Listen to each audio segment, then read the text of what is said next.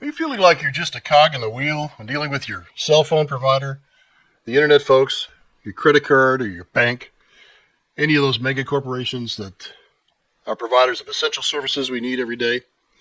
Do you kind of sort of feel like this is like a David and Goliath situation? Well, then this story is for you.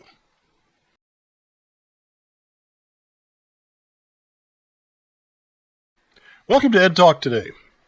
Last time I bought a new car, I had a terrific experience with a salesperson. Those folks are always pleasant. They want to make a sale. You can't blame them for that. But to finalize my purchase, I had to meet with, well, you know who? The business manager. I guess that's the drill. Upsell, a warranty, sign the purchase agreement, and so on. Well, I've always advocated reading anything you're asked to sign. My suggestion to all of you out there is put that in your life's handbook. Save you a lot of trouble. But this sales contract was like so many others, and I found exactly what I was looking for. The nefarious binding arbitration paragraph. Well, I crossed that paragraph out, and I initialed it. The business manager was stunned. I simply don't want to agree to binding arbitration, I told him. His reply, well, if you cross that paragraph, we cannot sell you this car. Then he added, if you don't agree to binding arbitration, you won't be able to buy a car anywhere here in Alabama. In fact, he said, you probably won't be able to buy a car anywhere in the USA. So you might ask, why is this important to me? This is a standard contract for his dealership. And, as he rightly indicated, it's a standard condition in virtually all car dealerships across the country. Binding arbitrations agreements are ubiquitous. And pardon me for that fancy word, meaning they're virtually everywhere. But the practice has slowly crept into consumer transactions over just the last couple of decades. Follow me on this.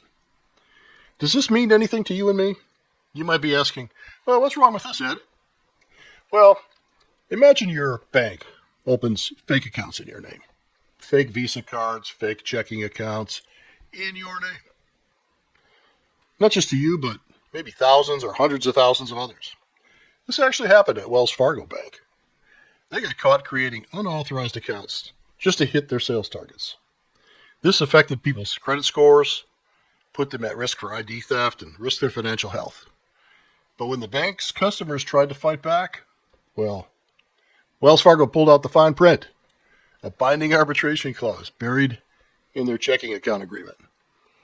And they said, sorry, you can't take us to court, even for those accounts you never opened. Let that sink in.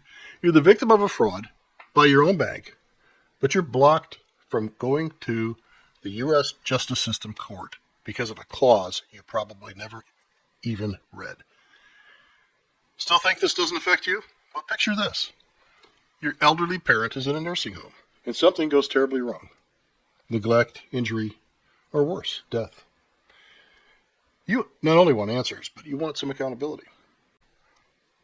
But once again, the nursing home says, sorry, you signed this arbitration agreement when you checked them in. So you get no jury, no public trial, no chance to hold anyone responsible in a public courtroom. This is why it matters.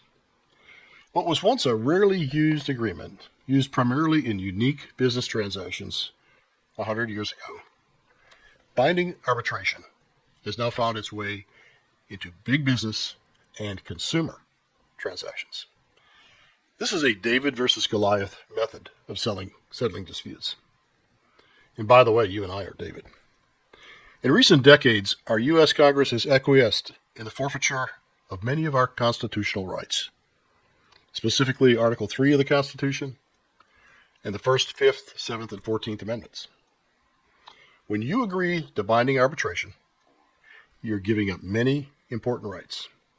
Among them are access to the court system, right to a jury trial, your due process protections, and so on. And in many cases, you give up the right to participate in class action lawsuits. Instead, you're submitting your grievances, disagreements, disputes, and so on to a professional arbitrator. So you might be asking, what's wrong with that, Ed? Isn't that more efficient? Well, this person The arbitrator is not bound by U.S. laws or the rights vested in you by the Constitution. You generally don't get to pick them. There's no selection of a jury of your peers. You can't ask your neighbor or your pastor or your lawyer friend or even a retired judge to be your arbitrator. Instead, there's an entire industry of professional arbitrators. Most of this kind of work goes through what I would call these large arbitration mills, like JAMS, J-A-M-S, or the American Arbitration Association, that specialize in nothing but resolving disputes outside of the American court system. So who chooses the arbitrator? In theory, both sides do, but here's the kicker. Corporations often write the rules of the arbitration process into the contract you signed. That means they often pre-select the arbitration provider, they set the terms of the engagement, and sometimes even pick the location, all before any dispute even arises. Now ask yourself, if you're an arbitrator, and one side keeps bringing you business, Goliath, well, the other side is a one-time complainant that you'll never see again. That's you and me, David, in the story. Who are you more likely to side with, really? That's why consumer advocates say that repeat player bias is real. There's likely bias on the side of the mega corporation. And that's just unfair. And what makes it worse? These decisions are final. There's no appeal, no judge, no jury, often no written opinion. Just a decision you must live with, period.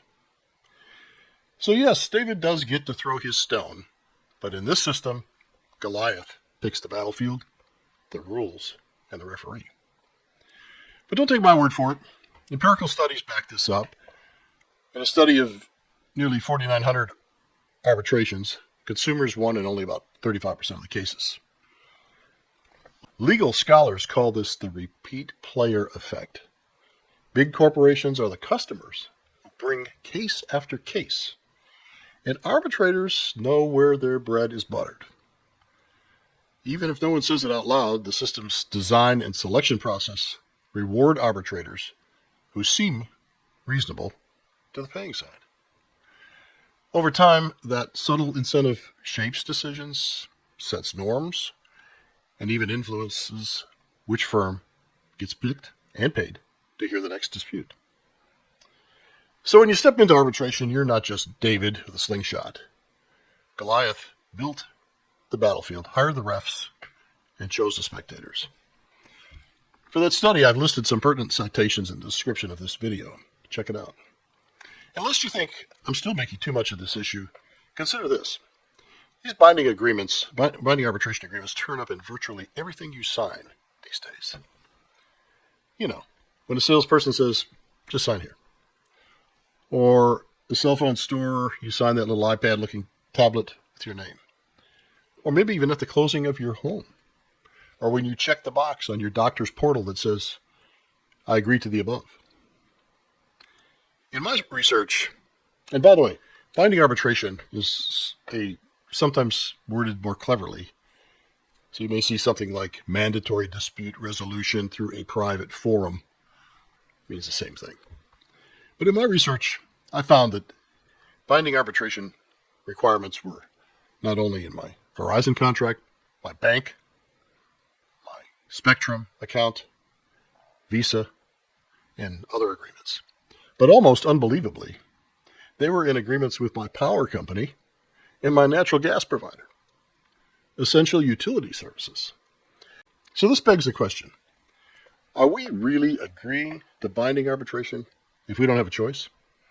I mean, I need electric power, and there's only one provider in my neighborhood. Most of us cannot live an ordinary life without a cell phone, a credit card, and a bank account. So here's the kicker. These aren't really agreements at all. You don't get to cross anything out. You don't negotiate. You either click accept or you lose your phone, your credit card, your electricity, even your water. I'm not a lawyer, but I'm told there's a concept called procedural unconscionability. It simply means that a contract can be so one-sided or so forced on you that a court shouldn't enforce it. It looks at things like whether there was a meaningful opportunity to negotiate. No, there wasn't. Whether the terms were presented on a take-it-or-leave-it basis. Yes, they were. Or whether one party had overwhelming bargaining power. And yes, they do. And yet, courts still treat these as voluntary contracts. Why? Because the Supreme Court says so. They've ruled again and again that arbitration clauses must be enforced under a 1925 law written before the internet, before credit cards, before modern consumer life even existed. That means even if the terms are unfair and even if you had no real choice, you're still bound by them. And that's how something that started 100 years ago as a tool for resolving unique commercial disputes between businesses has now swallowed up your civil rights as a consumer. So where does it leave us? The courts have spoken, the corporations have spoken, and the so-called agreements we click through every day just to have a phone, credit card, or electricity speak loudest of all. But you and I never really agreed to this. We were never offered a meaningful choice. And while the judicial system has systematically upheld the legality of forced arbitration, there's really only one place left to go. Congress. Our elected representatives. They still hold the power to change this. That's right. Congress alone could pass legislation that restores your access to the courts, your right to be heard by a jury of your peers, and your ability to hold powerful institutions accountable in the daylight of public justice. We need Congress to pass laws that represent our best interests instead of those of large corporations. This isn't about lawsuits. It's about accountability. You can't flush your toilet, keep your lights on, or plug in your EV without agreeing to binding arbitration and private justice. That's not just undemocratic. It's un-American. It's time for Congress to stop staging political food fights over things like the debt ceiling, a story for another day, and start doing the people's work, restoring access to justice and making laws that make sense. I think this theme of laws that Congress should pass might become a theme here on Ed Talk today. This is just one clear example. If you think this matters, share this video. Let Congress know David deserves a voice too. And also, please like and subscribe to this video. It helps the channel. And drop a comment in the below. I read them all. And I'll see you next time on Ed Talk Today.